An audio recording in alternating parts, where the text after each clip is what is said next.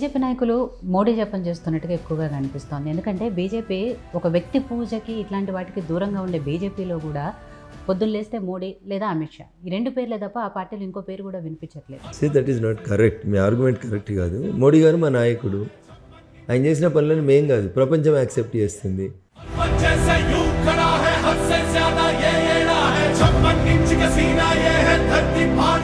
మన రాష్ట్రం విషయానికి వస్తే పార్లమెంటు స్థానాలకు సంబంధించి బీజేపీలో ఎవరికైతే టికెట్లు కేటాయించారో అదంతా సవ్యంగానే జరిగిందా, ఎవరికైనా అన్యాయం జరిగింది అనేది ఏమైనా? సో అందరినీ సాటిస్ఫై చేయడం అనేది just impossible. You forget about that one. మీరు అన్నట్టు విస్తకో రేవంత్ రెడ్డికో చంద్రబాబుకో నచ్చకపోతే వేరే విషయం, బయట వాళ్ళం కాబట్టి వాళ్ళ అవసరాల కోసం ఇంకో పార్టీకి పోతుంది. ఏ పార్టీకైనా ఈ పరిణామాలు ఏవైతే పక్క పార్టీ నుంచి వచ్చిన వాళ్ళకి టికెట్లు ఇవ్వటము అనే ప్రక్రియ ఏదైతే ఉందో అది ఎంతవరకు కరెక్ట్ అనేది? గెలిచి అధికారంలోకి వస్తేనే కార్యకర్తలను కాపాడుకోగలుగుతాం. బట్ ఎమ్మెల్యేగా మొన్నటిసారి ఎన్నికల్లో ఎమ్మెల్యేగా ఎందుకు ఓడిపోయారు అనే దానికి కారణాలు వెతుక్కుంటే ఏం కనిపించాయి? నేను చెప్పిన అనుకోండి.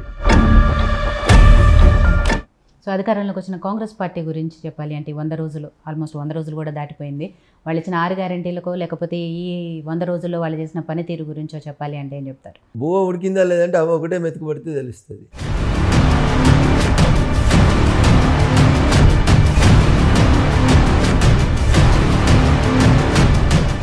ఇదే పోడు భూముల గురించి బీఆర్ఎస్ ప్రభుత్వం ఉన్నప్పుడు బండి సంజయ్ గారు అధ్యక్షుడిగా ఉన్నప్పుడు అక్కడ ఆయన పోరాటం చేస్తే బండి సంజయ్ గారి మీద రేపు వారి శాసనసభ సభ్యత్వానికి వారు రాజీనామా చేసిపోయి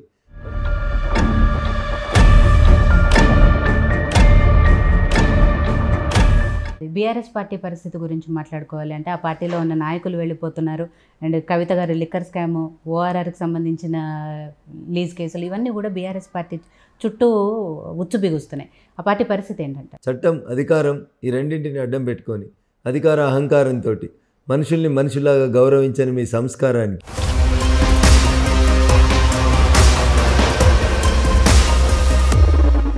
నమస్తే, welcome to YOYO TV time to talk. నేను మీ విజిత. ఈరోజు టైమ్ టు టాక్లో నాతో పాటు ఉన్నారు బీజేపీ సీనియర్ నాయకులు మాజీ ఎమ్మెల్యే రఘునందన్ గారు. దుబ్బాకలో ఎమ్మెల్యేగా ఓడిపోయిన ఆయన మెదక్ ఎంపీగా మళ్ళీ తన అదృష్టాన్ని పరీక్షించుకోబోతున్నారు. మరి ఈసారి గెలుపు అవకాశాలు ఎలా ఉన్నాయి, ఓవరాల్గా బీజేపీ తెలంగాణలో పరిస్థితి ఎలా ఉంది, ఇవన్నీ విషయాలు కూడా ఆయనతో మాట్లాడాం. నమస్తే అండి రఘునందన్ గారు. నమస్తే. ఎలా ఉన్నారు? Fine madam, thank you. చాలా డల్గా కనిపిస్తున్నారు, ప్రచారంలో బిజీగా ఉండబట్టేమో. ఎలక్షన్ క్యాంపెయిన్ ఎండలు ముదిరిపోయినాయి. నేను డే 1 నుంచి ప్రచారంలో జనవరిలో ప్రారంభించినాం. సో కంటిన్యూ చేస్తూ ఉన్నాం. క్యాండిడేచర్ అనౌన్స్ అయిన తర్వాత ఇంకొంచెం ఎక్కువ తిరుగుతూ ఉన్నాం. అందుకని కొంత ఆ స్ట్రెస్ అనేది ఉంటుంది. నిద్ర లేని టైము, ఎక్కువసేపు పని చేయడం, అలసిపోవడం, ఇవన్నీ కొంచెం ఇబ్బందులు ఉంటాయి. నాకు తెలిసి చాలా ముందు నుంచే మీరు ప్రచారం చేస్తున్నారు. జనవరిలోనే స్టార్ట్ చేసినాం. రామ మందిర విగ్రహ ప్రాణ ప్రతిష్ఠ కంటే ముందు నుంచే ఒక రకంగా ప్రచారాన్ని ప్రారంభించినాం. దానికి ముందు ఆల్రెడీ ఎమ్మెల్యేగా ప్రచారంలోనే ఉన్నారు. ఎందుకంటే ముందు ఎన్నికల ప్రచారంలో ఉన్నాం. సో సిన్స్ లాస్ట్ 6 months కంటిన్యూస్గా ఎలక్షన్ క్యాంపెయిన్లోనే పోతా ఉన్నాం కాబట్టి కొంత శరీరం అలసిపోతుంది. సో ఎలా జరుగుతుందండి ప్రచారం? అంటే జనాల నుంచి రెస్పాన్స్ ఎలా వస్తుంది? బాగుంది. భారతీయ జనతా పార్టీ నరేంద్ర మోడీ గారి నాయకత్వంలో 3వసారి ఈ దేశానికి ప్రధానమంత్రిగా నరేంద్ర మోడీ ఉండాలని కాశ్మీర్ నుంచి కన్యాకుమారి దాకా ఈ కులము ఆ కులము ఈ మతం ఆ మతం అనేం తేడా లేకుండా ప్రజలందరూ కూడా మోడీ గారు 3వసారి ప్రధానమంత్రి కావాలని కోరుకుంటున్నారు.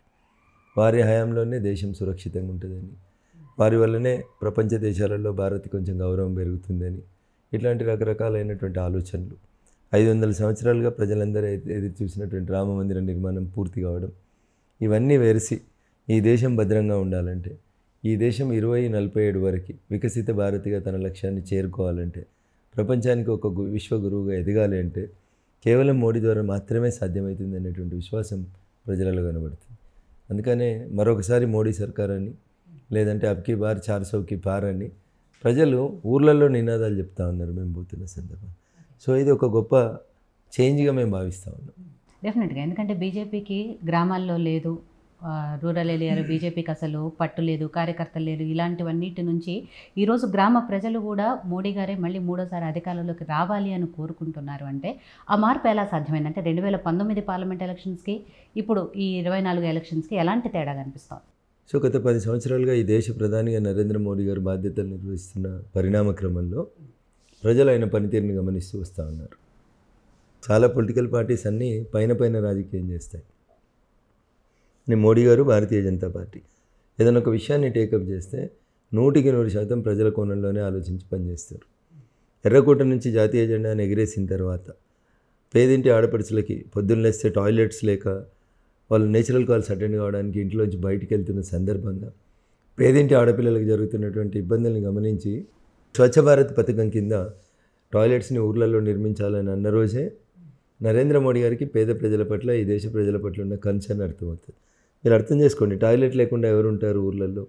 ఒక 10-15 వేల రూపాయలు పెట్టి ఒక టాయిలెట్ కట్టుకోలేని పరిస్థితిలో ఉండి పొద్దులేగానే తెల్లారకు ముందే మస్క చీకట్లోనే బయటికి వెళ్ళి ఆడపిల్ల తన కాలకృత్యాలను తీసుకునేటువంటి దుస్థితి స్వతంత్ర భారతంలో 6 దశాబ్దాల తర్వాత కూడా కొనసాగుతుంది అని అంటే దాన్ని అడ్రస్ చేసినటువంటి నాయకులు నరేంద్ర మోడీ గారు.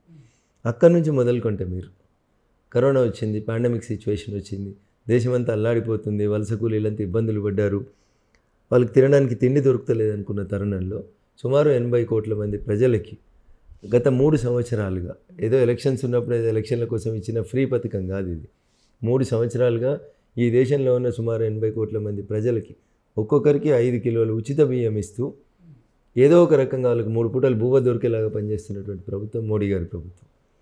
కరోనా వచ్చినప్పుడు కూడా చూసిండ్రు, ప్రపంచ దేశాలన్నీ విలవిల్లాడినాయి.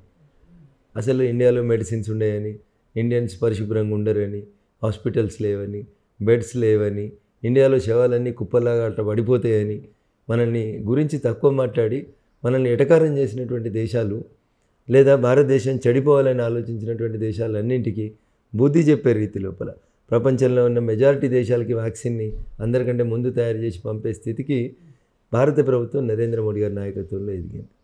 ఇవన్నీ చిన్నగా కనబడుతుండొచ్చు చాలామందికి.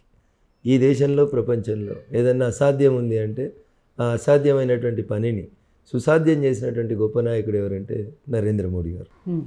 ఉదాహరణకి మీకు రెండోసారి మేము గెలిచిన తర్వాత, నరేంద్ర మోడీ గారు ప్రధానమంత్రి అయిన తర్వాత 2019లో ఆర్టికల్ 370 రద్దు చేస్తారు అని మీడియాలలో ఊహాగానాలు వస్తున్నప్పుడు జమ్మూ కాశ్మీర్ ముఖ్యమంత్రి, మాజీ ముఖ్యమంత్రి ఫారూక్ అబ్దుల్లా గారు ఒక స్టేట్మెంట్ ఇచ్చినారు.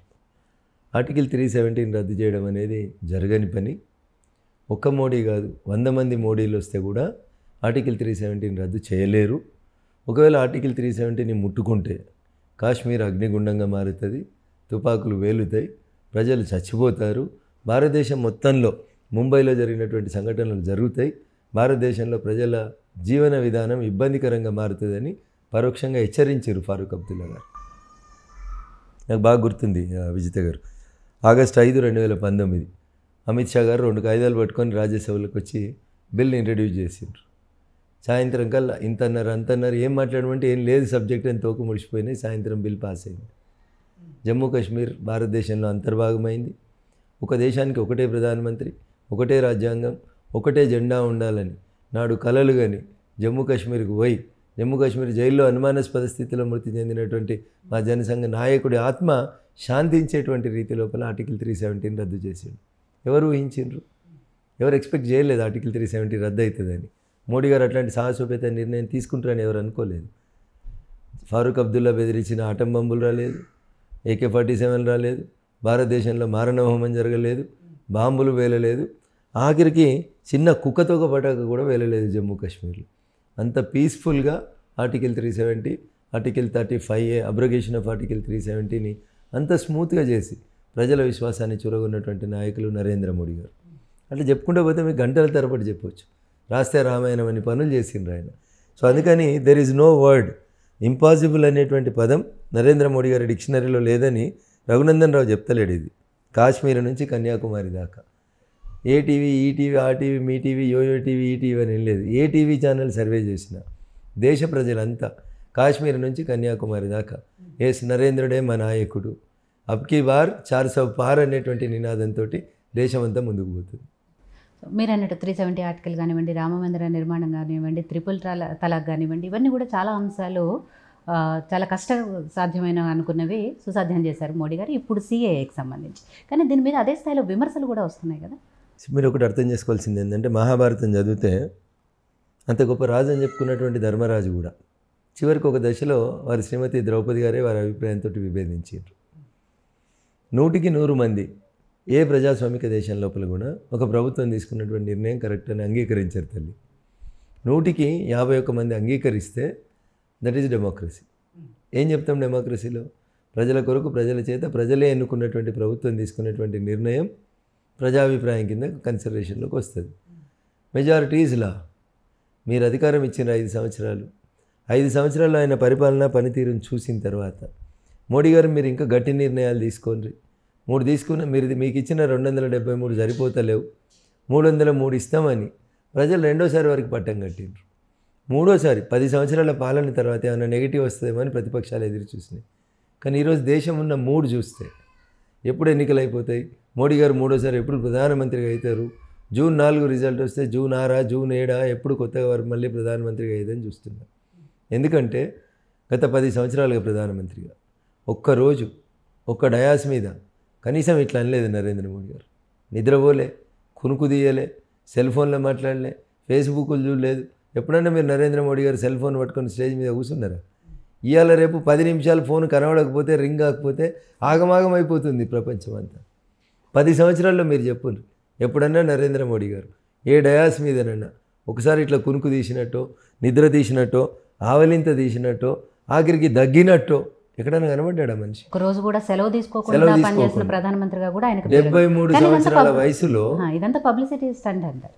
ఏది ఆయన చేసేది మీరు నిద్రపోకుండా కనబడండి, మీరు ఆవలింతలు తీయకుండా ఉండండి, మీరు విదేశాలకు వారిపోకుండ్రి, ఏమైనా ఉంటే అందరికి చెప్పిపోండి కదా. ఏం చేస్తున్నారు మీరు? సరే పబ్లిసిటీ స్టంట్ అనుకుందాం కొద్దిసేపటికి, మీరు చెప్పిందే కరెక్ట్ అనుకుందాం. మరి సెలవు తీసుకోకుండా పని చేస్తుంది కదా. ఏ రోజైనా నరేంద్ర మోడీ గారు పోయి ఫామ్ హౌస్లో పడుకున్నారు, నరేంద్ర మోడీ గారికి ఇలా జ్వరం వచ్చింది, ఇలా పని చేస్తలేడు నరేంద్ర మోడీ అనేది ఏదైనా ఒకరోజు చెప్పుండ్రి. 10 సంవత్సరాల వారి ముఖ్యమంత్రి జీవితం చెప్పుండ్రి, 10 సంవత్సరాల వారి ప్రధానమంత్రి జీవితం చెప్పుండ్రి, 20 ఏళ్లలో ఏదో ఒక రోజు నరేంద్ర మోడీ గారు ఇది చేసినారు అని ఒక మాట చెప్పమని. సో ప్రత్యర్థులు ఏలు పెట్టి చూపించలేనంత గొప్పగా ప్రపంచం తల్లి దేశం వదిలేసే ప్రపంచంలో ఏ సర్వే ఏజెన్సీ గొప్ప దేశాధినేత ఎవరు అని ప్రపంచంలో ఉన్న ఏ సర్వే ఏజెన్సీ సర్వే చేసినా ఏ రోజు కూడా 70% తగ్గకుండా ఈజ్ ద లీడర్ అని నిరూపించుకుంటున్నటువంటి ఒకే ఒక నాయకుడు, ఆఖరికి అమెరికా అధ్యక్షుని కూడా వెనుకకు నెట్టేసి ముందుకు పోతున్నటువంటి నాయకుడు నరేంద్ర మోడీ గారు. వారు ఈరోజు ఈ దేశానికి ప్రధానమంత్రి. మీకు నచ్చినా నచ్చకున్నా, మీకు ఇష్టం ఉన్నా కష్టం ఉన్నా ఆయన ఈ దేశ ప్రధానమంత్రి. ఇంతకుముందు ఎప్పుడైనా విదేశాలలో సమ్మిట్ అయ్యి అన్ని దేశాల అధ్యక్షులు ప్రధానమంత్రిలో కలిసే సందర్భం వస్తే భారతదేశ ప్రధానమంత్రి ఎక్కడున్నారని మనం ఆ స్టేజ్ మీద ఫోటోలో వెతుక్కోవాల్సిన పరిస్థితి ఉంటుంది. ఎక్కడో వెనుక బెంచ్లో కనబడేవారు. ఈరోజు నరేంద్ర మోడీ గారు ఎక్కడున్నారని అమెరికా అధ్యక్షుడైనా, ఇంగ్లాండ్ అధ్యక్షుడైనా, ఆస్ట్రేలియా అధ్యక్షుడైనా వచ్చి ఆయనతో కరచాలనం చేసేందుకు ఉత్సాహం చేస్తున్నారంటే don't you feel that you are a proud Indian అనే చెప్పుకునేంత మీకు మనసు లేదా? అంత లేకపోతే ఎవరేం చేస్తారు చెప్పండి. ఐఎమ్ ఎన్ ఇండియన్ అని గర్వంగా అబుదాబికి అయినా, ఆడిలాయిడ్కి అయినా, ఆస్ట్రేలియాకు అయినా, అమెరికాకు అయినా, సింగపూర్ పోయినా, మలేషియా పోయినా ఐఎమ్ ఎన్ ఇండియన్ అని ఇలా గర్వంగా చెప్పుకునే రీతిలో భారతీయులందరూ తమ ఛాతి 56 అంగుళాలు ఎదిగేంత గొప్పగా ఈ దేశాన్ని మలిచి ప్రపంచంలోనే అంత ఖ్యాతి తెస్తే ఇంకా ఆయన మీద కూడా పబ్లిసిటీ స్టంట్ అని మాట్లాడితే 20 ఏళ్ళ నుంచి పబ్లిసిటీ చేస్తారా? 20 ఏళ్ళ నుంచి పబ్లిసిటీ స్టంట్ ఉంటుందా? మీరు అన్నారు నన్ను ఎందుకు అలసిపోయినట్టున్నారు సార్ అని. కానీ నరేంద్ర మోడీ గారు ఎప్పుడైనా అలసిపోయినట్టు కనబడుతుర్రా మీకు? కనబడతలేరు కదా. ఇంత పెద్ద దేశాన్ని 140 కోట్ల మంది ప్రజలని తన కుటుంబంగా ప్రకటించి తన కుటుంబంలో ఎవరికి కష్టం వచ్చినా తనకు కష్టం వచ్చినట్టు ఫీల్ అయి పనిచేస్తున్నటువంటి నాయకుడు ఈజ్ ద లీడర్. బీజేపీ నాయకులు మోడీ జపం చేస్తున్నట్టుగా ఎక్కువగా కనిపిస్తోంది. ఎందుకంటే బీజేపీ ఒక వ్యక్తి పూజకి ఇట్లాంటి వాటికి దూరంగా ఉండే బీజేపీలో కూడా పొద్దున్న లేస్తే మోడీ లేదా అమిత్ షా ఈ 2 పేర్లే తప్ప ఆ పార్టీలో ఇంకో పేరు కూడా వినిపించట్లేదు. నడ్డా గారి పేరు వినబడుతుంది, మనోహర్ పారికర్ గారి పేరు వినబడుతుంది, జాతీయ రహదారుల పేరు చెప్తే నితిన్ గడ్కరీ గారి పేరు వినబడుతుంది, ఆర్థిక మంత్రి అంటే నిర్మలా సీతారామన్ గారి బడ్జెట్ ప్రవేశపెట్టిన తీరు వినబడుతుంది, ప్రత్యర్థుల్ని చీల్చి చెండాడమంటే మా రాణి రుద్రమకు వారసురాలైనటువంటి స్మృతి ఇరానీ గారు కనబడతారు. ఎవరు లేరు మీకు. మాటలు రాని వాళ్ళు ఎవరున్నారు మా దాంట్లో? మాట్లాడలేని వాళ్ళు ఎవరున్నారు? పని చేయని వాళ్ళు ఎవరున్నారు చెప్పండి. అంటే బీజేపీ అంటే మోడీ, మోడీ అంటే బీజేపీ అనే స్థాయిలో తీసుకొస్తున్నారు. Say that is not correct. Me argument correct కాదు. మోడీ గారు మా నాయకుడు, ఆయన చేసిన పనులను మేం కాదు ప్రపంచం యాక్సెప్ట్ చేస్తుంది. ఆయన నాయకత్వంలో భారతీయ జనతా పార్టీ ప్రపంచంలో అతిపెద్ద పార్టీగా ఎదిగింది. సుమారు 14 నుంచి 20 కోట్ల మంది సభ్యత్వం కలిగి ప్రపంచంలోనే అతిపెద్ద పొలిటికల్ పార్టీగా గుర్తింపు చెందింది. ఈ దేశాన్ని సుభిక్షంగా ఉంచుతున్నాడు. 500 సంవత్సరాల నుంచి ప్రజలు కోరుకున్న రామ మందిర నిర్మాణాన్ని పూర్తి చేసిండు. ఎక్కడే చిన్న డిస్టర్బెన్స్ లేకుండా ఈ దేశాన్ని చేస్తూ ఉన్నాడు. సబ్కా సాత్, సబ్కా వికాస్, సబ్కా విశ్వాస్ అని దేశమే తన కుటుంబంగా ముందుకు పోతున్నాడు. మా నాయకుడి గురించి మేము మంచిగా మాట్లాడితే అది వ్యక్తి పూజ వ్యక్తి భజన ఎట్లయితే చెప్పు. Is our leader. అంటే ఈ దేశాన్ని నడిపిస్తున్న నాయకుడు కదా. అప్పుడెప్పుడో చికాగో పోయి స్వామి వివేకానంద మా దేశం విశ్వగురువుగా ఎదగాలని మాట్లాడి కోరుకుంటే కలలు కంటే నాటి నరేంద్రుడు కలలు కన్న కళని ఈరోజు ఈ నరేంద్రుడు నెరవేరుస్తున్నాడు కదా. Why can't you feel it as a proud as an Indian citizen? భారతీయుడిగా గర్వపడాల్సిన సందర్భం తీసుకొస్తుంది కదా. ప్రత్యర్థులే మేమంటే నచ్చని టీవీ ఛానల్ కూడా ఈరోజు నరేంద్ర మోడీ గారు 3వ ప్రధానమంత్రి అవుతారని చెప్పే పరిస్థితి వచ్చింది కదా. That is the acceptance. ఒక బీజేపీలో యాక్సెప్ట్ చేస్తలేరు. మీరు మైక్ లేకుండా అడిగితే కాంగ్రెస్ వాడు కూడా చెప్తాడు ఈ దేశానికి నరేంద్ర మోడీ గారే ప్రధానమంత్రి కావాలని చెప్తారు. ఇంతకంటే ఎక్కువగా ఒక నాయకునికి ఏం కావాలి? కాబట్టి అది వ్యక్తి పూజ కాదు, వ్యక్తి భజన కాదు. ఆయన మా నాయకుడు, పనిచేస్తున్నప్పుడు పనిచేస్తున్నారు అని చెప్తారు. దాన్ని కూడా తప్పుపడితే ఎట్లా? మేము రాహుల్ గాంధీ గొప్పవాడు అంటే అప్పుడు తప్పు పట్టాలి మీరు. కానీ మా నాయకుడిని మేము పొగిడితే వ్యక్తి పూజ అని ఎట్లా అంటారు? పోనీ మీరు చెప్పురు ఆయన చేసిన దాంట్లో తప్పు ఏమైనా ఉంటే మీడియా ఇన్ని రోజులు ఊకుంటుండేనా? చీల్చి చెండాడకపోతుండేనా? మన మీడియా వదిలిపెడుతుంటేనా? సరే, మీరు అన్నట్టు ఛానల్స్లో సర్వేలో మళ్ళీ బీజేపీ అధికారంలోకి వస్తుంది, 400 పైన సీట్లు వస్తాయి, ఇవన్నీ కూడా సర్వేలు కూడా చెప్తున్నాయి. కానీ ఇదంతా బీజేపీకి ఎక్కడ కలిసి వస్తుందంటే అవతల ప్రత్యర్థి కాంగ్రెస్ పార్టీకి సంబంధించిన ముఖ్య నాయకులు రాహుల్ గాంధీ గారు వీళ్ళందరూ కూడా వాళ్ళు కొంత వెనకబడి ఉండటం వల్లే బీజేపీకి అది కలిసి వస్తుంది తప్పితే బీజేపీ స్వతహాగా చేసింది ఏమీ లేదు అనే దానికి ఏం చెప్తారు? ఇప్పుడు వాళ్ళు వెనుకబడడానికి మేమైతే కారణం కాదు. మీరు ఎట్లుండాలనేది మీరు నిర్ణయించుకోవాలి. మీ పార్టీ ఎట్లుండాలో మీరు నిర్ణయించుకోవాలి. మీరు టికెట్లు ఎవరికి ఇవ్వాలి, వాళ్ళు మీ పార్టీలో ఉండాలంటే మీరు ఏం చేయాలనేది అది మీ పార్టీ విధానం. మీరు కూడా బలపడాలని మేమే పనిచేయాలా? మా ప్రత్యర్థి పార్టీలు కూడా గట్టిగా ఉండాలని మమ్మల్ని పని చేయమంటే చెప్పురు. కొంతమందిని అద్దెకిచ్చి పని చేపిస్తాం. మరి ఇదెక్కడ న్యాయం తల్లి? వాళ్ళకి చేతనైతే లేదు. వాళ్ళ కుటుంబం వాళ్ళ పార్టీ వాళ్ళు నడుపుకోలేకపోతున్నారు, ప్రజల యాక్సెప్టెన్స్ని పొందలేకపోతున్నారు. దానికి మా తప్పెట్లయితుంది? ప్రత్యర్థి బలహీనంగా ఉన్నాడంటే మేమేం చేసినాం? మాకేం సంబంధం? ప్రత్యర్థి బలహీనంగా ఉంటే మీకు చేత కాకపోతే, మీకు డబ్బులు సంపాదించుకోవడం రాకపోతే, మీకు పని చేయడం రాకపోతే, మీరు ప్రజల్ని కన్విన్స్ చేయలేకపోతే, మీ నాయకత్వం మీద ప్రజలకు విశ్వాసం లేకపోతే దాన్ని కూడా భారతీయ జనతా పార్టీ కారణమా? కాదు కదా. మీరు చెప్తున్నట్టు ఈ 370 ఆర్టికల్ ఇవన్నీ ఎంత గొప్ప విషయాలైనా బీజేపీ చేసినవి, మణిపూర్ సంఘటనలు లాంటివి కూడా మాట్లాడుకోవాల్సిందే కదా. ఏం జరిగింది మణిపూర్లో? మణిపూర్లో జరిగిన అల్లర్లు అక్కడ డబుల్ ఇంజన్ సర్కారు ప్రతిసారి మీరు అంటున్నారు, అక్కడ ఉన్నది కూడా మీ ప్రభుత్వమే కదా. ఇప్పుడు రెండు తెగల మధ్యన ఉద్దేశపూర్వకంగా కొంతమంది వైషమ్యాలను పెంచినప్పుడు జరిగినటువంటి ఒక దురదృష్టకరమైనటువంటి సంఘటన. ఆ అల్లర్లు చల్లారడానికి కొంత సమయం పట్టినటువంటి మాట వాస్తవం. కొంత ఆస్తి నష్టం, కొంత ప్రాణ నష్టం జరగడం అనేది బాధాకరమైనటువంటి విషయం. కానీ అవి ఎవరు ప్రేరేపిస్తే, ఎవరి ప్రోత్సాహంతో ఈ దేశంలో ఏదో జరిగిపోతుందని ప్రపంచ మీడియా ముందు ఏదో ఈ దేశం పరువు తీసేందుకు కొంతమంది సూడో ఇంటలెక్చువల్స్, కొంతమంది కుహాన లౌకికవాదులు సెక్యులరిజం మీద చేస్తున్నటువంటి ఒక డ్రామా. మణిపూర్లో ఏం జరుగుతుంది, ఎందుకు గొడవ వచ్చింది, ఈ పెద్దలందరికీ తెలియదు అంటారా? అందరికీ తెలుసు. ఉద్దేశపూర్వకంగా వాళ్ళు చేసిన తప్పుల్ని మేము సరిచేస్తూ వస్తూ ఉన్నాం. ఇన్ఫ్యాక్ట్ అది మణిపూర్ అయినా, అస్సాం అయినా, ఇంకోటైనా దాన్ని జీర్ణించుకోలేక ఎలక్షన్ ముందు ఏం దొరుకుతలేదు కాబట్టి ఏదో ఒక బురద జల్లాలి కాబట్టి రఘునందన్ రావు తెల్లబట్టలు వేసుకొని కూర్చున్నాడు.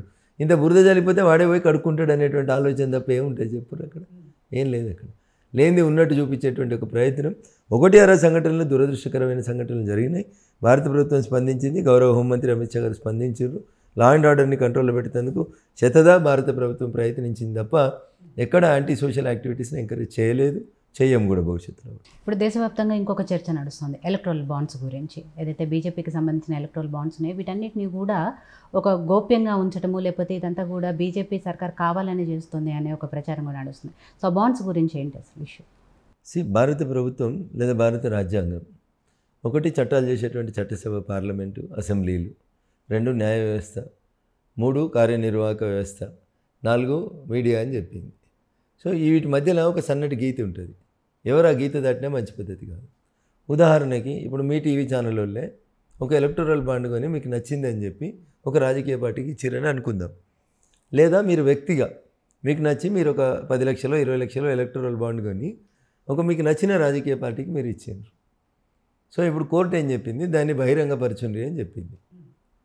Right, due to various reasons ఇచ్చుంటారు.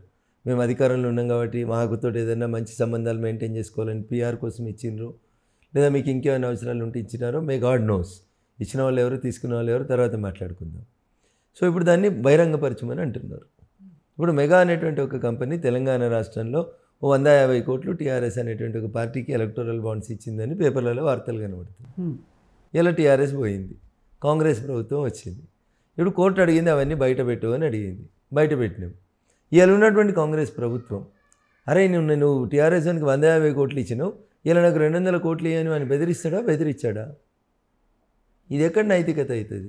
కొన్ని విషయాలలో గోప్యత ఉండాలి, కొన్ని విషయాల్లో పారదర్శకత ఉండాల్సిందే. అందుకనే చెప్తాను, ఒక సన్నని గీత ఉంటుంది వ్యవస్థకు మధ్యలో. దాన్నే చిన్నప్పుడు చిన్నేశ్వరు పంచతంత్రంలో చెప్పిండు అని చెప్తాడు. ఏం చెప్తాం? కుక్క పని కుక్కనే చేయాలి, గాడిద పని గాడిదనే చేయాలి. ఇంటి యజమాని అన్నం పెట్టలేదని కుక్క నిద్రపోతే, కుక్క పడుకున్నదని గాడిద ధరిస్తే యజమాని లేచి వచ్చి ఇది నిద్ర డిస్టర్బ్ చేసిందని కొడితే గాడిద చచ్చింది, కుక్కకేం కాలేదు కదా. అందుకని ఆ గ్యాప్ ఏదైతే ఉండాలనో ఎవరి పని వాళ్ళే చేసుకోవాలి. We are into the public life. మేము తప్పు చేస్తే ప్రజలు మమ్మల్ని శిక్షిస్తారు. సో ఎలక్టోరల్ బాండ్స్ అనగానే ఏదో కుంభకోణమని ఏది పడితే అది మాట్లాడుతూ ఉన్నారు. ఎవరికి నచ్చిన పొలిటికల్ పార్టీకి వాళ్ళు ఇచ్చుకున్నారు.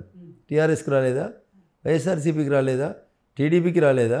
మరి దేశంలో ఒక చిన్న రాష్ట్రానికి పరిమితమైన తృణమూల్ కాంగ్రెస్ భారతీయ జనతా పార్టీ తర్వాత 2వ స్థానంలో ఉంది డొనేషన్స్లో. How you will comment it? ఎట్లా చూస్తారు మీరు దాన్ని చెప్పండి. సో అక్కడ ఉండేటువంటి పరిస్థితులు, అక్కడ ఉన్నటువంటి ప్రజల ఆలోచన విధానం, రకరకాల కారణాల చేత ఎలక్టోరల్ బాండ్స్ వచ్చినాయి. కోర్టు వద్దన్నది, okay will stop it, will respect the court. కానీ నేను అనేది ఏంటంటే ఒక వకీల్గా there are certain limitations in your functioning. ఆ గీతలు కొన్ని సందర్భాల్లో దాటుతున్నారు, అది తప్పు అంటున్నారు. మన రాష్ట్రం విషయానికి వస్తే పార్లమెంటు స్థానాలకు సంబంధించి బీజేపీలో ఎవరికైతే టికెట్లు కేటాయించారో అదంతా సవ్యంగానే జరిగిందా? ఎవరికైనా అన్యాయం జరిగింది అనేది ఏమైనా ఉందా? ఇప్పుడు 17 స్థానాలకి ఒక 150 మందిని సీట్లు అడుగుతున్నాం అనుకోరు తల్లి. సో అల్టిమేట్గా పార్టీ అన్నీ ఆలోచించి ఎవరికి ఇవ్వాలి, ఎవరు గెలవడానికి అవకాశం ఉంది, ఎవరు పార్టీకి చేసిన సేవ ఏముంది, లేదా ఇతరత్ర పార్టీలో ఉన్నటువంటి మేధావులు ఎవరైనా మన పార్టీలోకి వచ్చి పోటీ చేస్తామని అనుకుంటే యాక్సెప్ట్ చేయడం, ఇది క్వైట్ న్యాచురల్గా జరిగేటువంటి పని, ఒక ప్రొసీజర్. అది భారతీయ జనతా పార్టీ సుమారు 33% కొత్త వాళ్ళకి సీట్లు ఇచ్చుకుంటూ పోతుంది ప్రతి ఎలక్షన్స్ లోపల. సో అందరినీ సాటిస్ఫై చేయడం అనేది just impossible. You forget about that word.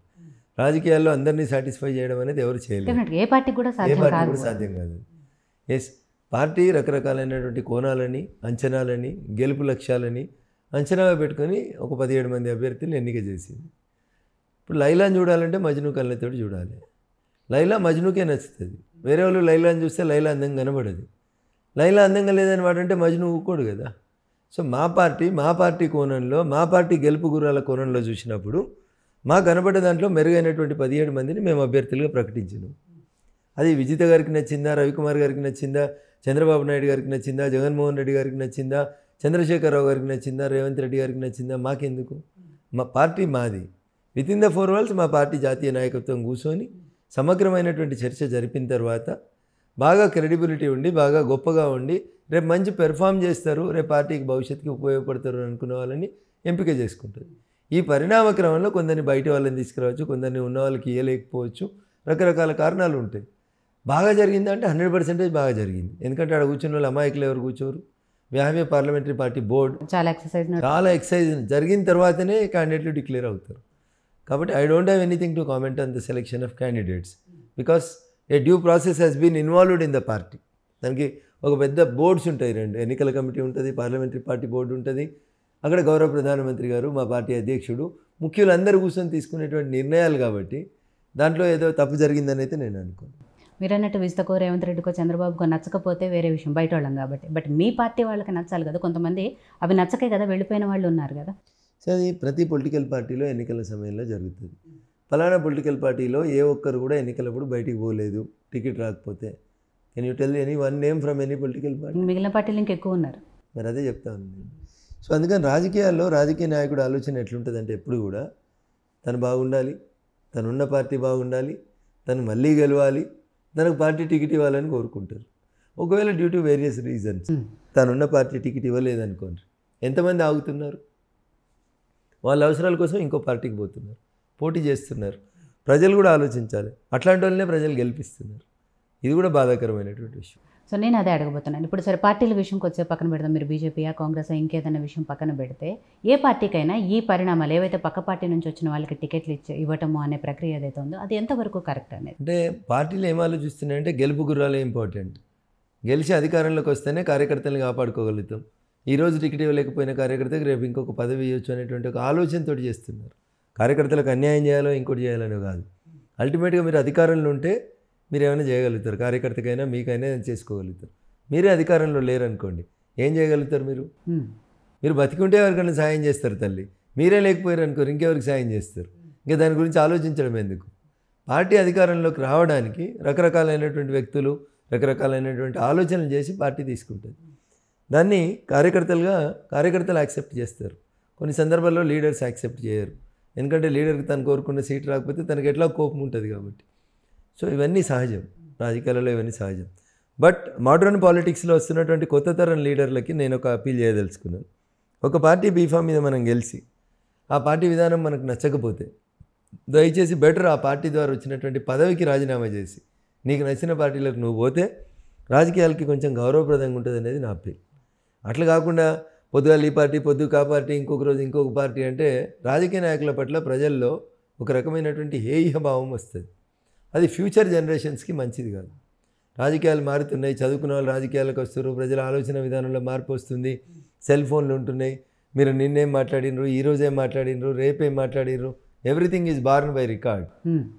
అందుకని ఒక పార్టీ గుర్తు మీద గెలిచినప్పుడు ఆ పార్టీలో ఉండడానికి ప్రయత్నం చేయండి. పార్టీ మారొద్దని బిఆర్ అంబేద్కర్ గారు రాసిన రాజ్యాంగం కూడా చెప్పలేదు ఆ విషయానికి వస్తే. కాబట్టి మీరున్న పార్టీ మీకు నచ్చకపోతే మీరు మారండి, నో ఇష్యూ. కానీ ఆ పార్టీ బీఫామ్ మీద మీకు ఏదైనా పదవి ఉంటే దయచేసి దాన్ని హుందాగా రిజైన్ చేసి నేను సిద్ధాంతపరంగా పార్టీని విభేదిస్తున్నాను, నేను ఇంకో పార్టీకి వెళ్తున్నానని చెప్పి వెళ్ళండి.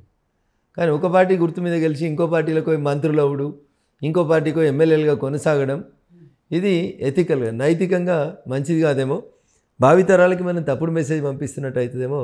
దయచేసి ఆలోచించమని నా సహచర ఎమ్మెల్యే మిత్రులకి ఎంపీ మిత్రులకి నేను సవినయంగా అప్పీల్ చేస్తా ఉన్నాను. గెలిపే పరమావధిగా పార్టీలు టికెట్లు అట్లా ఇస్తున్నాయి. ఈవెన్ గెలిచిన తర్వాత నాయకులు కూడా మనం ఏ పార్టీ మీద గుర్తు మీద గెలిచామో, జనాలు మన ఏ పార్టీతో గెలిపించారు, మనం ఆ పార్టీలోకి వెళ్ళటం కరెక్టా కాదు, ఇవన్నీ కూడా ఎవరు ఆలోచించట్లేదు. అధికారం ఉందా ఆ పార్టీకి వెళ్ళిపోతున్నారు. అదే దురదృష్టకరం.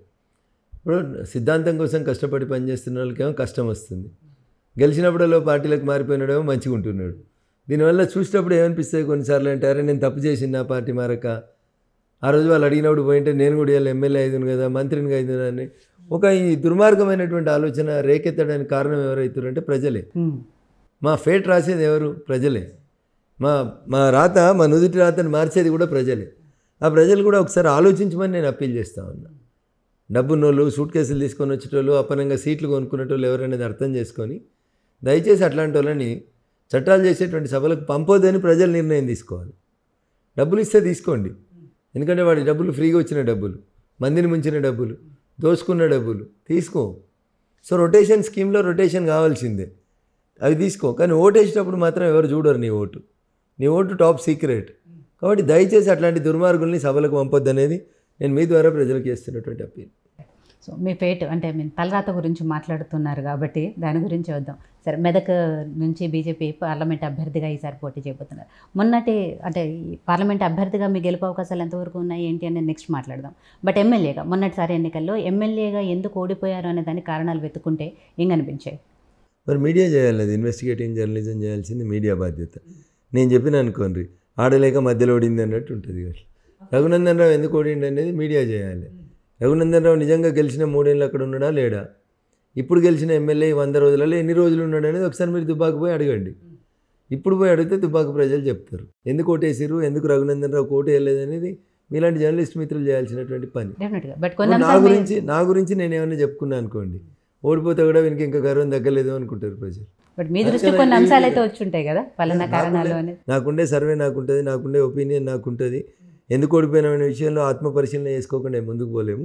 ఖచ్చితంగా అవన్నీ చేసుకున్నాకనే ముందుకు పోతుంది. అదే అన్న, ఆత్మపరిశీలనలో మీకు వచ్చిన అంశాలు ఏంటి అంటున్నా. అదే I cannot disclose over the media.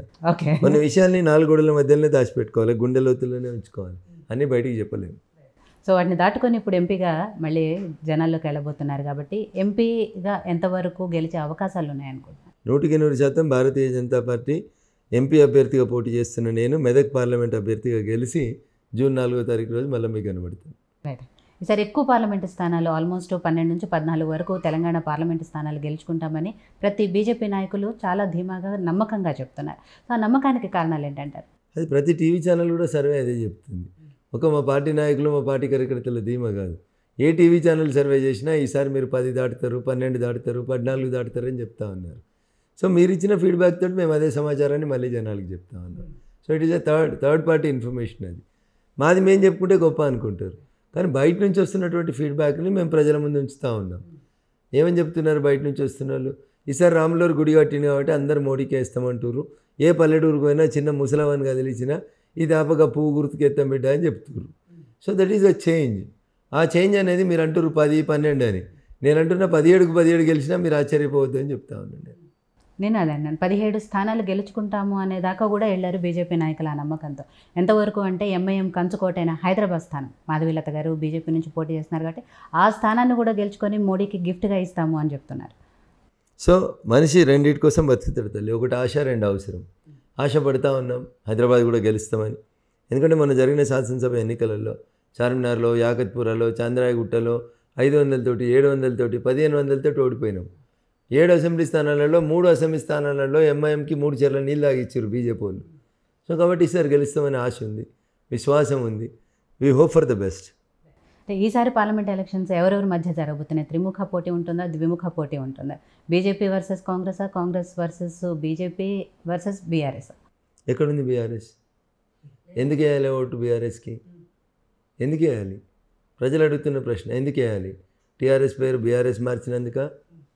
లేదు, ఈరోజు కూడా కార్యకర్తల్ని గుర్తించకుండా డబ్బున్న వాళ్ళకి ఎంపీ టికెట్లు అమ్ముకుంటున్నందుక? ఎందుకు వేయాలి బీఆర్ఎస్కి? బీఆర్ఎస్ ఎప్పుడైతే టీఆర్ఎస్ బీఆర్ఎస్గా మారిందో అప్పుడే తెలంగాణ ప్రజలతోటి వాళ్ళు తెలంగాణ అనే పదాన్ని కాదు, తెలంగాణ పదం తీసేసి తెలంగాణ ప్రజలతోటి వాళ్ళు పేగుబంధం తెంచుకున్నారు. వాళ్ళు వద్దనుకున్నారు తెలంగాణ. వాళ్ళు మొత్తం దేశం మొత్తం భారత రాష్ట్ర సమితి అవుతామని పోయినరు వాళ్ళు. కానీ వాళ్ళకి అర్థం కాని ఏంటంటే, ముందు నువ్వు ఉన్న ఊరు, నీ ఇల్లు నువ్వు చక్కదిద్దుకోకుండా నువ్వు వేడుకో ఢిల్లీకి పోతా అనుకుంటే ఢిల్లీ నీది కాకపోయా, గల్లీ నీది కాకపోయా. ఇలా ఊర్లో సామెత చెప్తారు, నా గరక నా ఘాట్కా అయిపోయాను. ఈరోజు బీఆర్ఎస్ కూడా ఒక్కడు గెలిచిండు అనుకోరు ఉదాహరణకి. ఏం చేయాలి? ఒక్కడు 543 మంది ఎంపీలు ఉన్న పార్లమెంట్లో ఒక్కడే నన్ను కనబడతాడా? ఏమైనా చేయగలుగుతాడా? ఎవరు? ఎందుకు ఆ ఒక్కరికి వేయాలి? ఎవరు గెలుస్తారు? గెలిచిన ఆయనే 2 రోజుల కంటే ఎక్కువ ఉంటాడా మీ పార్టీలో? పొరపాటున గెలిస్తే కూడా ఏం చేయగలుగుతారు మీరు? ఒక్కడికి వెళ్తే ఒకటి మొత్తం ఆయన కలిసిండు అనుకో, 100% కలిసినట్టు అయిపోతుంది. తెల్లారే పార్టీ విలీనం అయిపోతుంది. ఇంకేం పాడైంది ఇంకా? సో ఎందుకు బీఆర్ఎస్కి ఓటు వేయాలి? గల్లీలో కాంగ్రెస్ పార్టీ ఉంది. రేవంత్ రెడ్డి వీళ్ళని పిలిచైతే ఇచ్చేయడు. రేవంత్ రెడ్డి గారు కూడా మొన్ననే ముఖ్యమంత్రి గారు కూడా గేట్లు ఓపెన్ చేసినా అని చెప్పిండు. ఎవరైనా ఇంటికి పనికి పోయారు అనుకో, ముందుగాల కండువ కప్పుకొని కప్పేస్తాడు.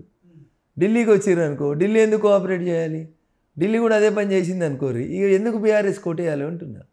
ఏ కారణం చేత వేయాలి బీఆర్ఎస్కి?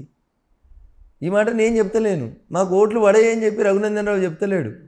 పెద్దపల్లి ఎంపీ కార్తీక్ ఉరుకుతున్నాడు, వద్దు నా కారు వద్దుర పోయని పోతున్నాడు. ఆయన అన్న కారులో ఏసీ ఉంది కూర్చోంటే కూడా నీ కారుకో దండం నీకో దండం అని పోతున్నాడు. ఒక పెద్దపల్లి ఎంపీ ఓలే, హైదరాబాద్ ఎంపీ కూడా పోయిండు, చేవెళ్ళ ఎంపీ కూడా పోయిండు, నాగర్ కర్నూలు ఎంపీ కూడా పోయిండు. ఇంకా చాలా మంది వస్తామన్నారు కానీ వేరే బస్సులలో సీట్లు లేక వాళ్ళని ఎక్కించుకుంటలేరు. ఇది పరిస్థితి. బీఆర్ఎస్ ఎంపీలు గెలిచి ఏం చేస్తారు అనే దానికి బీఆర్ఎస్ ఏం నాయకులు చేసిరు? 10 ఏళ్ళ చాలా మంది నా ఈ విషయం 10 ఏళ్ళలో ఏం చేసి? 2 ఎంపీలు ఉన్నప్పుడే తెలంగాణ రాష్ట్రాన్ని సాధించుకున్నాం. 2 ఎంపీలు వాళ్ళు తీసుకురాలేదు తెలంగాణ రాష్ట్రాన్ని. విజిత గారు మళ్ళీ తప్పుడు అభిప్రాయంలో ఉండకండి. చంద్రశేఖరరావు గారు, విజయశాంతి గారు పోయి పార్లమెంట్లో ఏదో కొట్లాడి తీసుకురాలేదు. కాంగ్రెస్ పార్టీ, భారతీయ జనతా పార్టీ 2 పార్టీలు స్థూలంగా ఈ ప్రాంతంలో ప్రజల నుంచి వస్తున్నటువంటి ఆకాంక్షను, పోరాటాన్ని గుర్తించి గౌరవించి ఒక జాతీయ పార్టీ బిల్లు పెడితే ఇంకొక జాతీయ పార్టీ బేషరతుగా మద్దతు ఇస్తే తెలంగాణ వచ్చింది. రైట్, మీరు మంచి ప్రశ్న అడిగారు. నేను కూడా మిమ్మల్ని అడుగుతున్న ఒక ప్రశ్న, 10 ఏళ్లలో ఈ బీఆర్ఎస్ ఎంపీలు 10 పైసలు పనిచేసింది చెప్పురి. మా మెదక్ ఎంపీ 10 ఏళ్ళ కోళ్ళు ఉన్నాడు పార్లమెంట్లో. ఎన్నడన్నా మా మెదక్కి ఇది కావాలని అడిగింది ఒక బయట చూపెట్టురు, నాకు ఒక బయట ప్లే చేయరు అంటున్నా. లేదా చేవెళ్ళ ఎంపీ గారు రంజిత్ రెడ్డి గారు గెలిచిపోయిండు. చేవెళ్ళ పార్లమెంటుకి ఇది కావాలని ఆయన పార్లమెంట్లో లేచి మాట్లాడింది చెప్పుర్రి. బస్సులు ఉన్నాయని పోతే 10 బస్సులు ఉన్నాయని పోయి 100 బస్సులు తెచ్చుకున్నాడు. కోళ్ళ ఫామ్లు ఉన్నాయని పోతే 2 కోళ్ళ ఫామ్లు ఉన్నాయని 10 కోళ్ళ ఫాములు తెచ్చుకున్నాడు. ఆ పక్కన ఒక ఆయన కెమికల్ కంపెనీ ఉన్నాయని పోతే 3 కంపెనీలు ఉన్నాయని 30 కంపెనీలు చేసుకున్నాడు. ఆ పక్కన ఇంకోటి ఎవడో రియల్ ఎస్టేట్ వానికి ఇస్తే వాడు 100 ఎకరాలని 1000 ఎకరాలు చేసుకున్నాడు. ఖమ్మంలో ఎవరికో ఇస్తే ఆయన కాంట్రాక్టుల కోసమే తిరిగిండు. జై తెలంగాణ అనే వాళ్ళకి ఇస్తే వాళ్ళకి జై తెలంగాణకి వాళ్ళకి ఏం సంబంధం ఉంటుంది? పోనీ ఇవ్వాలని ఈ రోజైనా ఓడిపోయినాకనన్నా బుద్ధి వచ్చిందా? కార్యకర్తలకు ఇచ్చిరా? 2001 నుంచి జై తెలంగాణ అన్నోనికి ఎవరికైనా సీట్లు ఇస్తుర్రా? కేసీఆర్ 14 ఏళ్ళు తెలంగాణ ఉద్యమం నడిపిండు. మా మెదక్ జిల్లా తెలంగాణ ఉద్యమానికి పురిటిగడ్డ. 10 ఏళ్ళు అధికారంలో ఉన్నావు సార్, నువ్వు ఫ్యాక్టరీ, లీడర్లను తయారు చేసే ఫ్యాక్టరీ. నేను అడుగుతున్నా మిమ్మల్ని అలా మీ ద్వారా చంద్రశేఖరరావు గారిని, ఒక్కటి దొరకలేదా సార్ నీకు మెదక్లో టికెట్ ఇచ్చినందుకు? ఎవడు సార్? వెంకటరామరెడ్డి. వెంకటరామరెడ్డికి మెదక్ జిల్లాకి ఏం సంబంధం సార్? అమ్ముకోలేదా సార్ మీరు మెదక్ సీటు? మల్కాజ్గిరి సీటు అమ్ముకుంటలేరా సార్? ఎవరు సార్ వీళ్ళంతా? జై తెలంగాణ అని దెబ్బలు తిన్నోడు, నీతోటి అటుకులు బుక్కి అడుగుల పొంటి తిరిగి రాజవల్లి బండ కాడ నడిచినోడు ఇలా నీకు వనికొత్తలేడు. ఎవడు వనికొత్తుండి సార్? ఎవరిని తీసుకొచ్చి పెడతా ఉన్నావు? నిన్నటిదాకా నిన్ను నానా బూతులు తిడితే ఇలా తీసుకొచ్చుకొని నాగర్ కర్నూలులో పెట్టుకోబడుతుంది. ఎవరు సార్ వీళ్ళంతా? బ్యూరోక్రాట్లా? ఐఏఎస్లు ఐపీఎస్లు వాళ్ళు సంపాదించిన అడవుల సొమ్ముని, అక్రమ సొమ్ముని కాపాడుకునేందుకు రాజకీయాలకు వస్తే గాళ్ళకు టికెట్లు ఇస్తావు. జై తెలంగాణ అన్నోడు మెదక్లో ఎవడు దొరకలేదా? బువ్వ ఉడికిందా లేదంటే ఒక మెతుకు చూస్తుంది తల్లి. మెదక్ చూడురి చాలు, పెద్ద పెద్దోళ్ళు కేసీఆర్, హరీష్ పెద్ద పెద్దోళ్ళు ఉన్నారు. నీకు మెదక్ జిల్లాలో ఎవడు దొరకలే మెదక్ ఎంపీ ఇచ్చేందుకు? ఎడికెళ్ళి తెచ్చినావు? ఎవరు? వెంకటరామరెడ్డి. రాజశేఖర రెడ్డి అనే ముఖ్యమంత్రికి సన్నిహితుడు, తర్వాత రోషయ్య అనే ముఖ్యమంత్రికి సన్నిహితుడు, తర్వాత కిరణ్ కుమార్ రెడ్డికి దగ్గరోడు, ఇప్పుడు నీకు దగ్గరోడు. ఆయన దగ్గర దేనితోటి దగ్గర? పైసలతోటి దగ్గర. గీడైనా మా ఇంటి దగ్గర గీడైనా భూమి అమ్మితే 100 కోట్లకు ఎకరం చొప్పున 10 ఎకరాలు కొనుక్కున్నాడు సారు. వాళ్ళు ఇలా వీళ్ళ క్యాండిడేట్లు. మెదక్ జిల్లాలో జై తెలంగాణ అన్నోడు ఎవడు దొరకలే. నేను 100 పేర్లు చెప్తా ఆ జిల్లాకి పార్టీ అధ్యక్షునిగా చేసిన కాబట్టి. నీకోసం సీటు త్యాగం చేసిన ఒంటేరు ప్రతాప్ రెడ్డి ఉన్నాడు. అదే గజ్వేల్ నియోజకవర్గంలో భూమిరెడ్డి గారు అని 2001 నుంచి తిరుగుతున్నాడు. ఎలక్షన్ రెడ్డి గారు అని ఇంకొకరు ఉన్నారు. ఏరు వీళ్ళంతా? ప్రభాకర్ రెడ్డి అని ఒక లైబ్రరీ కమిటీ చైర్మన్ ఉంటాడు, నాతో యువమోర్చాల అధ్యక్షుని వేసి జైలుకు పోయిండు. విద్యార్థి ఉద్యమాన్ని నడిపిన ఎర్రోళ్ళ శ్రీనివాస్ ఉన్నాడు. ఇవ్వచ్చు కదా ఎర్రోళ్ళ శ్రీనివాస్కి. 1000 కోట్లు దోసుకున్నారు కదా రబాయ్. ఇప్పుడు క్యాండిడేట్లకు ఇచ్చి పైసలు ఖర్చు పెట్టి ఇప్పుడు అమ్ముకున్నాడేంది సిగ్గు లేకుండా? అన్నం తింటురా మీరు? అసలు ఏం ముఖం పెట్టుకొని వస్తారు మీరు జనం దగ్గరికి? అమ్ముకోవడం అని మీరు ఎందుకన్నా? అమ్ముకోవడం తప్పితే మీకు గెలుపు కుర్రాలేదు. గెలిచేదేంది, సచ్చేదేంది? ఆయనకు 4 ఏళ్ళు ఎమ్మెల్సీ ఉంది. గెలిచేదంటే గవర్నమెంట్ ఎందుకు పెడతారు?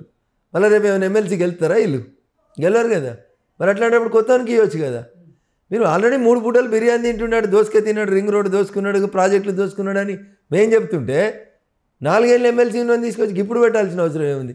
5 ఏళ్ళే కదా ఎంపీ పదవి. ఎందుకు వస్తుండే ఆయన? మొన్న 10 ఎకరాలు కొన్నాడు, 100 కోట్లకు ఎకరం చొప్పున 1000 కోట్లు పెట్టి. అవి మీయేనట పైసలు, మీరే ఇచ్చి బినామీగా ఆయనతో కొనిపించిరని అనుకుంటున్నారు జనం. మీ ఆస్తులు మీరు రక్షించుకుంటేందుకు టికెట్లు అమ్ముకుంటున్నారు మీరు. It is straight allegation against the BRS. So Venkatarama Reddy garu అసలు ఏ విధంగానూ మీకు పోటీయే కాదా అక్కడ? ఎందుకంటే కాంగ్రెస్ పార్టీకి సంబంధించి ఇంకా అభ్యర్థిని డిక్లేర్ చేయలేదు. ఆయనకు మీదకేం సంబంధం? In what way is related? Telangana దేనికోసం తెచ్చుకున్నాం? స్థానికులం మేమేడుకోవాలి. ఏది 610 జీవో ఎందుకు అమలు కాదు? రాజకీయాల్లో 610 జీవో ఎందుకు ఉండొద్దు? వెంకటరామరెడ్డికి మీదకి ఏం సంబంధం? ఇప్పుడు ఇదే అడుగుతారు కదా, ఈటెల రాజేందర్ గారికి మల్కాజ్గిరి గారికి ఏంటి? మల్కాజ్గిరికి ఏంటి? ఈటెల రాజేందర్ అంటే ఆయన మల్కాజ్గిరిలో ఉన్నాడు. 25 ఏళ్ల క్రితం రాజకీయాలకు వచ్చే కంటే ముందు నుంచి ఆయన మల్కాజ్గిరిలో ఉంటున్నాడు కాబట్టి ఆయన అక్కడ పోటీ చేస్తా అని అడిగిండు. లేదు కరీంనగర్లో మాకు ఇంకొక ఎంపీ అభ్యర్థి గారు ఉన్నారు ఆల్రెడీ సిట్టింగ్ ఎంపీ కాబట్టి పార్టీ చెప్పింది కాబట్టి పోటీ చేస్తారు. వెంకటరామరెడ్డికి ఏం సంబంధం? వెంకటరామరెడ్డి ఒక అధికారి, ఎవరిని పేదవాన్ని మనుషుల్లాగా చూడలేదు, ఎవరిని లోపలికి రానియకపోతుండే కలెక్టర్ ఉన్నప్పుడు. నానా అవస్థలు పెట్టినాయని కానీ బ్యూరోక్రాట్లు ఎందుకు నీకు? జై తెలంగాణ అన్న వాళ్ళందరూ ఎడిపోయినరు చాలామంది కదా. ఈ సంగారెడ్డికి వస్తే నరహర్ రెడ్డి అని 2001లో 4లో గెలిచిండు జడ్పీటీసీగా. జడ్పీ ఫ్లోర్ లీడర్ చేసిండు. ఏరి వీళ్ళంతా ఎందుకు? నీకు డబ్బు ఎందుకు కొంటున్నా? ఈ పిచ్చేందుకు కొంటున్నా? కార్యకర్తలను చంపుతురు, పార్టీని చంపుతురు. టీఆర్ఎస్ ఎప్పుడైతే బీఆర్ఎస్గా మారిందో ప్రజలు బీఆర్ఎస్కి సిఆర్ఎస్ ఇచ్చారు, కంపల్సరీ రిటైర్మెంట్ స్కీమ్ అని. బాగా డెమోక్రసీలో బ్యూరోక్రాట్లు ఎవరైనా బాగా అవినీతి పరులు అయితే ప్రభుత్వం పిలిచి చెప్తుంది, బాగా సంపాదించుకున్నావు చాలు, ఇంకెక్కువ పిచ్చి పనులు చేస్తే ఏసీబీ కేసు అయితే జైలుకు పోతావు, ఉద్యోగంకి రాజీనామా చేసిపో అని చెప్తారు. అట్లా ఇలా తెలంగాణ సమాజం చెప్పింది మీకు, మీరు తప్పు చేస్తున్నారు, మీ అహంకారం మంచి పద్ధతి కాదు, మీకు సిఆర్ఎస్ ఇస్తున్నామని మిమ్మల్ని ఇంటికి పంపించారు. ఇంకా మీ బుద్ధి మారక 100 కోట్లు ఉన్న వాళ్ళకి తీసుకొచ్చుకొని బీఫామ్లు ఇస్తుంటే సమాజం మిమ్మల్ని ఎందుకు స్వాగతిస్తుంది?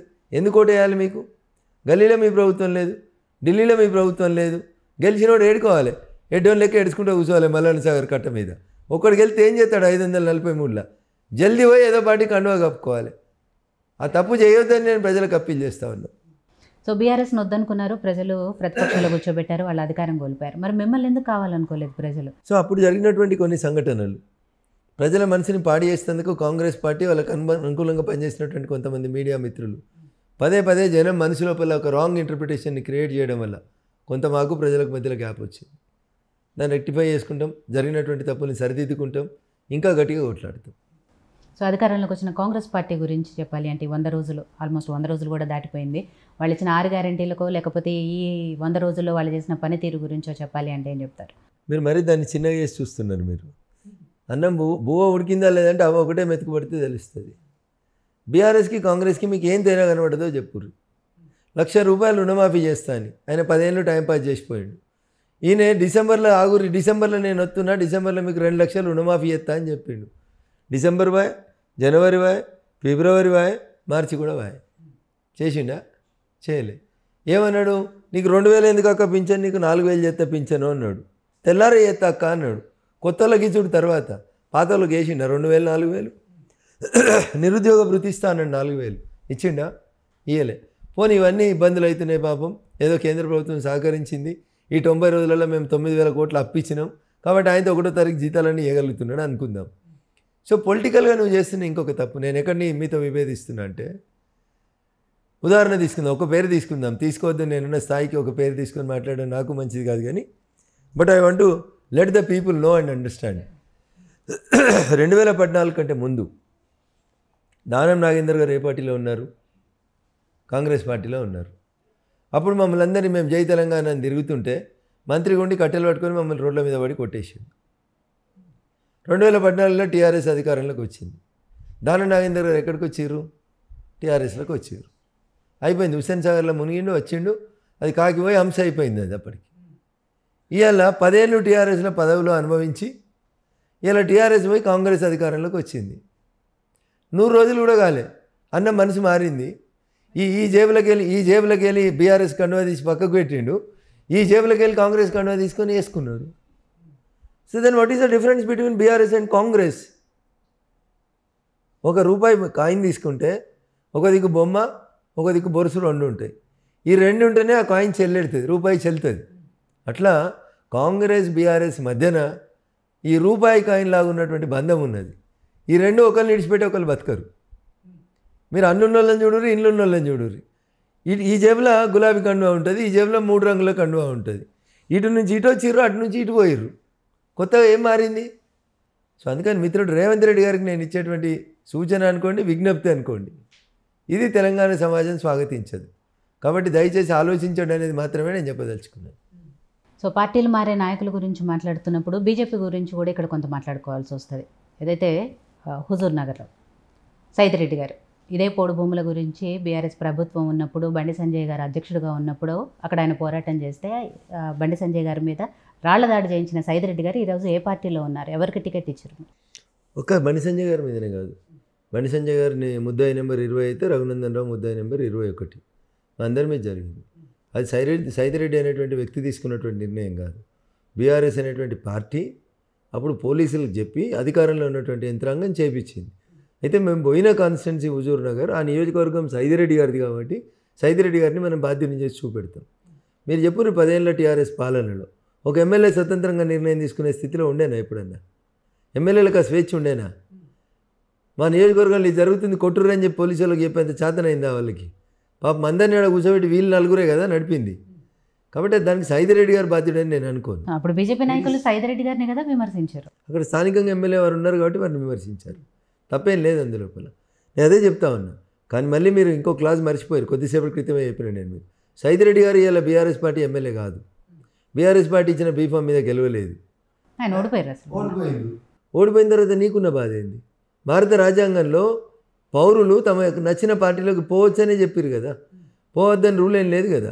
నేను దానం నాగేందర్ గారు ఎగ్జాంపుల్ ఎందుకు కోట్ చేసిన అంటే, ఆయన బీఆర్ఎస్ అనే పార్టీ గుర్తు మీద గెలిచిన ఎమ్మెల్యే గారు ఆయన. నేను మళ్ళీ చెప్తా ఉన్నా, రేపు వారి శాసనసభ సభ్యత్వానికి వారు రాజీనామా చేసిపోయి వారు సికింద్రాబాద్ ఎంపీకి పోటీ చేయని, హైదరాబాద్ ఎంపీకి పోటీ చేయని, లేదా వారణాసికి వచ్చి నరేంద్ర మోడీ గారి మీద పోటీ చేయని, నాకేం బాధ ఉంటుంది? మీరు ఎథిక్స్ లేరు అని చెప్పడానికి నేను దానం నాగేందర్ గారి పేరు వాడి. నేను సరే సైదిరెడ్డి గారు అంటే ఓడిపోయారు. బీబీ పాటిల్ గారు నేను అదే చెప్తా ఉన్నా. వారు నీ కారు వద్దు దరా దండం పెట్టిపోతున్నావు అని పోయినారు. 10 years అయిపోయింది కదా వాళ్ళది. మీ పార్టీలోకి వస్తేనేమో ఇలా అంటారు, వాళ్ళ పార్టీలోకి పార్లమెంట్ రద్దు అయిపోయింది కదా, నోటిఫికేషన్ వచ్చింది కదా, ఎలక్షన్ కోడ్ వచ్చింది కదా. ఇంకా ఆయనకి ఎంపీ పదవి ఏమైనా 5 ఏళ్ళు ఉందా? 5 రోజులు కూడా లేదు కదా, 5 రోజులు కూడా లేదు. కోడ్ వచ్చింది, అయిపోయింది, డిజాల్వ్ అయిపోయింది కదా. ఇంకా ఆయన చేసేది ఏముంది బీవీ పాటిల్.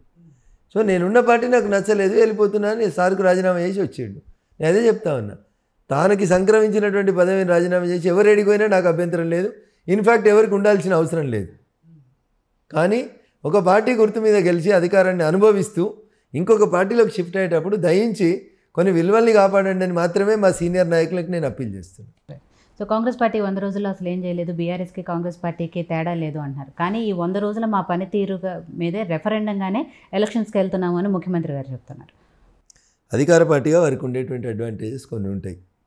నువ్వు మొన్న ఇల్లుకు దరఖాస్తు పెట్టుకున్నావా, ఇల్లు రావాలంటే మాకే ఓటే అని బెదిరించడానికి వాళ్ళకి ఒక స్కోప్ ఉంటుంది. నువ్వు రేషన్ కార్డుకు దరఖాస్తు పెట్టుకున్నావా, రేషన్ కార్డు ఇవ్వాలంటే నాకే ఓటేయమని బెదిరిస్తారు. కానీ ఈ ఎన్నికల్ని ఓ రేషన్ కార్డు కోసమో ఇల్లు కోసమో జరుగుతున్న ఎన్నికలుగా ప్రజలు భావిస్తలేరు.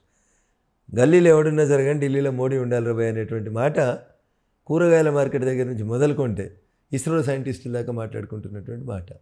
సో ప్రజల mood of the nation is already decided. I hope దాంట్లో ఏం డౌట్ లేదని నేను అనుకుంటున్నాను.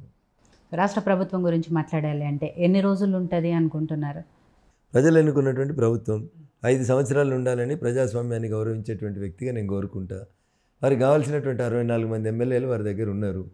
రేవంత్ రెడ్డి గారు మొన్న ఒక మాట అన్నారు, గేట్లు తీసినామని. గేట్లు తీసినప్పుడు 2 ప్రమాదాలు జరుగుతాయి విజిత గారు. ఒకటి, మీరు అవతలకి వెళ్ళి యువతలకు వస్తారని అనుకుంటున్నారు. కొన్నిసార్లు యువతల వాళ్ళు కూడా అవతలకు పోతారేమో అనే భయం ఉండాలి. అది మీరు కంట్రోల్ చేసుకుంటే 64 మంది ఎమ్మెల్యేలు మీ వాళ్ళు మీ దగ్గర ఉంటే మీరు 5 ఏళ్ళు ఉంటారు. మీరు బీఫామ్ ఇచ్చి మీరు గెలిపించుకున్న మీ ఎమ్మెల్యేలు తలుగు తెగిపోయింది, బర్రె బయటికి పోయిందంటే దానికి ఎవడేం చేస్తాడు? ఏం చేయలేం. గేటు తీసినావు, వాళ్ళు విచక్షణతో ఉంటే నువ్వు అదృష్టవంతునివి. వాళ్ళు విచక్షణ కోల్పోయినారు అనుకోండి, దానికి మీరు నేనేమేం చేస్తాం? గేటు తీసిరే నువ్వు చేసిన తప్పు. గేట్లు ఉన్న 64 మందిని మంచిగా చూసుకుంటే పక్కింటి వాళ్ళు ఎందుకు, పక్క పార్టీ వాడు ఎందుకు నీకు?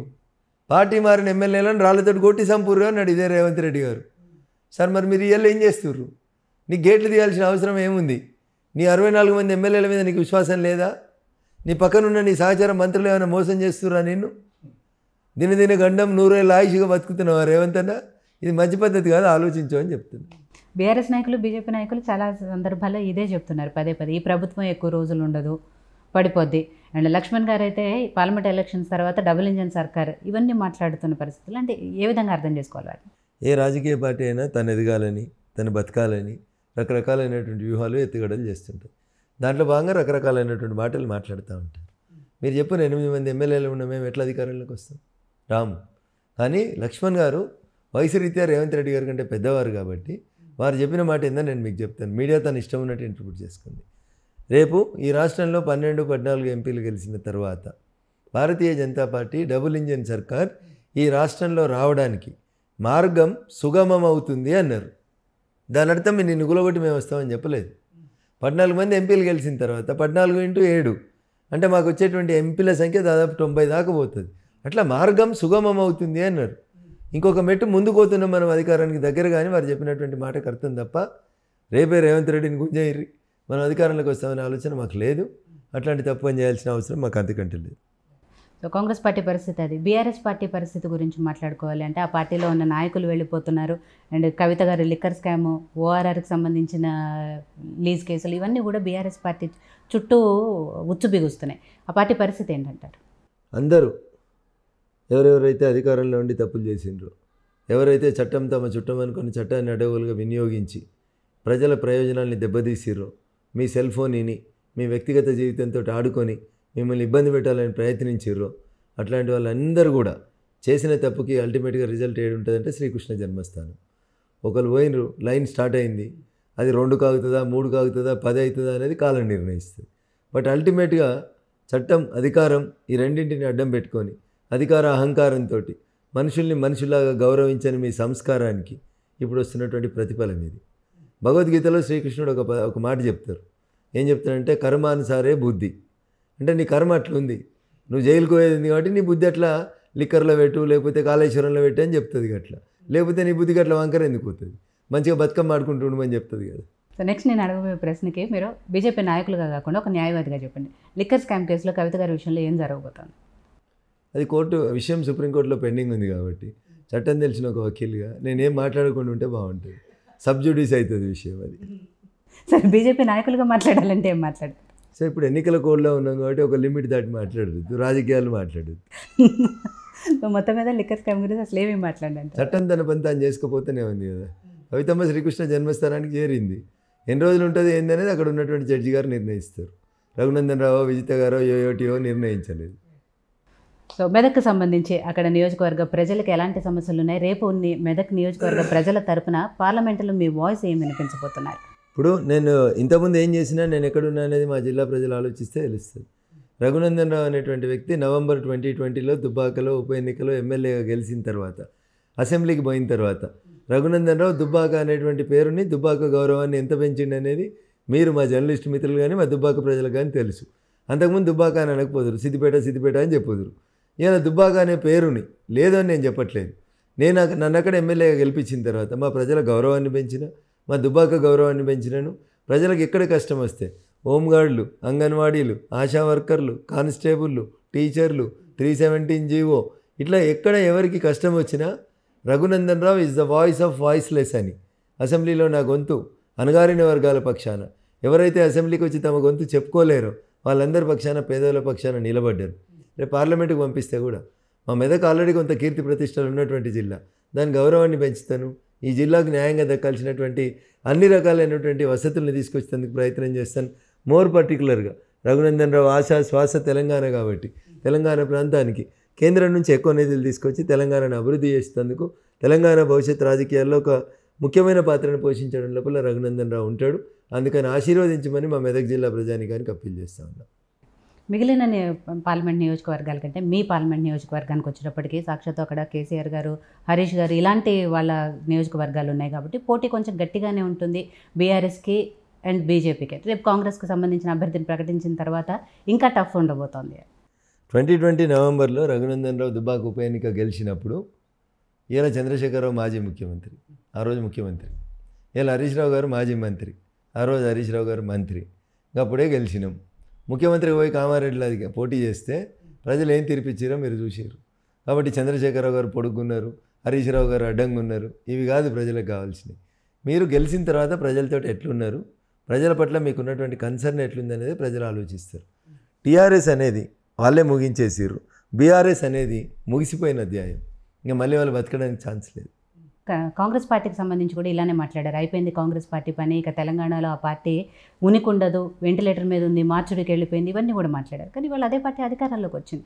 అట్లాంటిది ప్రాంతీయ పార్టీ అయిన బీఆర్ఎస్ పార్టీ అంత ఈజీగా కనుమరుగవటం అనేది. ఇప్పుడు తమిళనాడులో ఏఐడిఎంకే ఉందా? జయలలిత గారి తర్వాత ఆ పార్టీ కనబడుతుందా?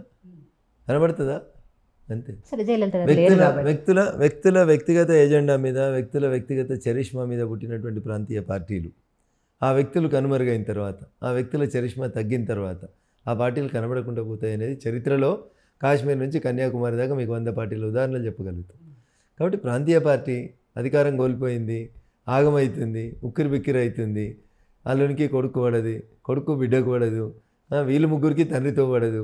ఇదంతా ఏం పంచాయితీ? ప్రజలే వద్దనుకుంటారు వాళ్ళని. అసలు రేపు వాళ్ళు ఏడుంటారు ఏందనేది కొద్ది రోజుల తర్వాత కాలం నిర్ణయిస్తారు. సో బీజేపీ మరొకసారి ఏమంటారు, హిందూ మతాన్ని లేకపోతే హిందూ వాదాన్ని రుద్దే ప్రయత్నం చేస్తోంది. ఎలక్షన్ల టైంలో రజాకార్ మూవీ అంటూ వచ్చారు. ఆ సినిమా ప్రొడ్యూసర్ కూడా బీజేపీకి సంబంధించిన నాయకులే. సో ఆ సినిమా ద్వారా అసలు ఏం చెప్పదలుచుకున్నారు? సో అంబేద్కర్ గారు రాసినటువంటి రాజ్యాంగాన్ని మీరు మొత్తం చదివితే మెజారిటీ ప్రజల అభిప్రాయాన్ని గౌరవించాలి. మెజారిటీ ఓట్లు వచ్చిన వాళ్ళు ఎమ్మెల్యేలు అవుతారు, మెజారిటీ ఓట్లు వచ్చిన వాళ్ళు ఎంపీలు అవుతారు, మెజారిటీ ఎంపీలు ఎమ్మెల్యేలు ఉన్న వాళ్ళు అధికారంలోకి వస్తారు. సో ఈ దేశంలో మెజారిటీ ప్రజలు హిందువులు. వాళ్ళ మనోభిష్టాన్ని గౌరవించాలా, గౌరవించకూడదా? వాళ్ళ మనోభిష్టాన్ని గౌరవించకూడదు. వాళ్ళని ఎవడైనా తిట్టవచ్చు, ఏమైనా మాట్లాడవచ్చు. 100% ఉన్న మైనార్టీలకు మాత్రం అన్ని హక్కులు ఉంటాయి. ఇది న్యాయమని మీరు అనుకుంటే నేనేం చేయలేను. దానికి హిందూ మతాన్ని రెచ్చగొట్టడం ఏముంది? రజాకర్ల పాలన జరిగిందా, జరగలేదా? తెలంగాణలో ఆడపడుచులను ఇబ్బంది పెట్టలేదా రజాకర్లు?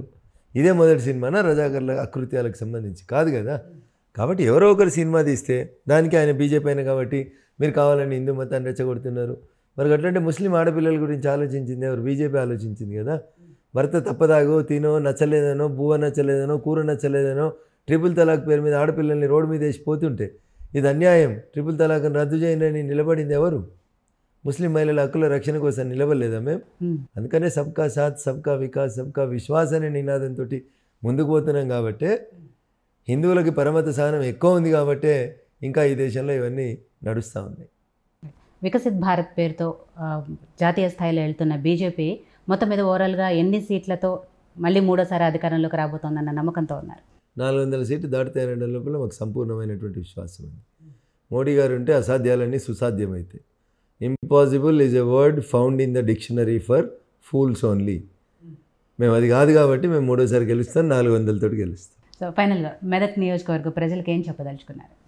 సో మీ బిడ్డగా 2001 ఏప్రిల్ 27 నుంచి అనుక్షణం తెలంగాణనే శ్వాసగా ఆశగా తెలంగాణ ప్రజలు మెదక్ ప్రజలే నా ప్రాణంగా నా కుటుంబంగా ఎదిగి కొట్లాడి మీ కష్టాల్లో ఒకటిగా ఉన్నా నేను.